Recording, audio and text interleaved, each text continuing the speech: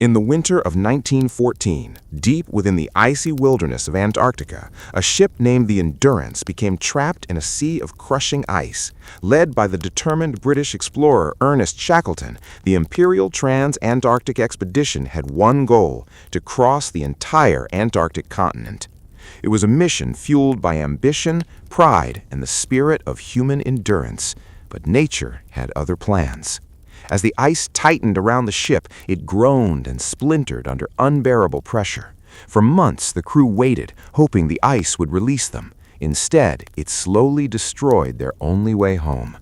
When the Endurance finally broke apart and sank beneath the frozen sea, 28 men were left stranded in one of the most hostile environments on Earth, alone, cold, and surrounded by endless white emptiness. At first, they stayed together, united by hope and Shackleton's leadership. They dragged lifeboats across miles of shifting ice, surviving on minimal food, melting ice for water, and hunting seals and penguins to stay alive. Every step was a battle. Every night was a test of will. But as days turned into months, the reality of their situation began to weigh heavily. The men were exhausted. Frostbite crept into their limbs. Hunger gnawed at their bodies. And slowly, something more dangerous than the cold began to spread: doubt.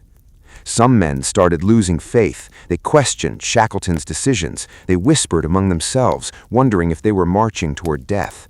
The unity that once held them together began to crack, just like the ice beneath their feet. One man in particular faced a defining moment: Frank Worsley, the ship's captain and navigator. He had always relied on structure, on hierarchy, on the strength of the group. But now, stranded in a world where maps meant nothing and survival depended on instinct, he found himself questioning everything. When the time came to make a desperate escape, Shackleton chose a small group of men to journey in a lifeboat across 800 miles of the most dangerous ocean on Earth, the Southern Ocean, to reach South Georgia Island and find help. It was considered nearly impossible. The waves were monstrous, the winds relentless, and the margin for error non-existent. Worsley was among those chosen. As they set off in the tiny lifeboat, leaving the rest of the crew behind on Elephant Island, the weight of responsibility crushed him. There would be no second chances, no support, no backup, just him, a sextant, and the courage to navigate through storms that could swallow them whole.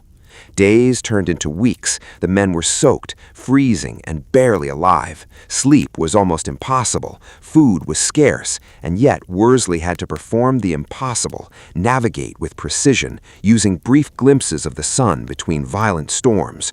One small mistake, and they would drift into oblivion. There were moments when even the strongest among them began to break. The ocean roared like a living beast, threatening to tear them apart. Some men prayed, others fell into silence, and in those moments, Worsley realized something profound. No one could carry him through this, not Shackleton, not the crew, not hope itself. He had to stand on his own. With frozen hands and unwavering focus, he calculated their position again and again, with often less than a minute of visibility. He trusted himself when doubt screamed in his mind. He moved forward when fear tried to paralyze him.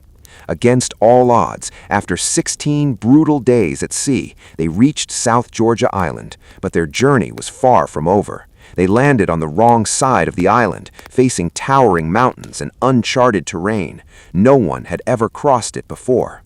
Shackleton chose 2 men to go with him on the final trek. Worsley was one of them. For 36 hours, they climbed, slipped, and pushed through glaciers and jagged peaks without rest. They had no proper equipment, no map, and no guarantee of survival. It was a journey into the unknown, where one wrong step meant death. But they kept moving, and finally, exhausted beyond belief, they reached a whaling station, the first signs of civilization they had seen in over a year. Help was sent back.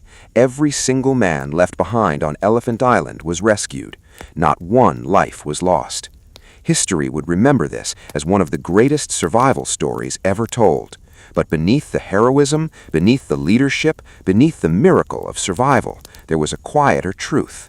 Each man, at some point, had to face the reality of being alone, not physically, but mentally. The kind of loneliness where decisions, courage, and survival depend entirely on you. Frank Worsley didn't just navigate a boat across a deadly ocean, he navigated himself through fear, doubt, and isolation. And that's the lesson history leaves behind. People may walk beside you for a while, they may support you, guide you, and even save you in moments, but there will come a time, unexpected, unannounced, when you must rely on your own strength. Because in the harshest storms of life, the one person who must not abandon you is yourself.